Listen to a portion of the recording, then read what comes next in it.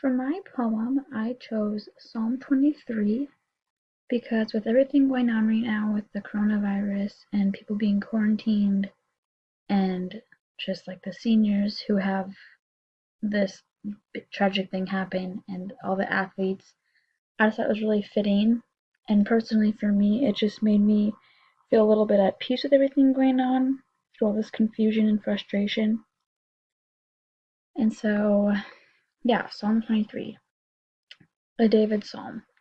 The Lord is my shepherd, I shall not want. In grass meadows he makes me lie down, by quiet waters guides me. My life he brings back. He leads me on pathways of justice for his name's sake.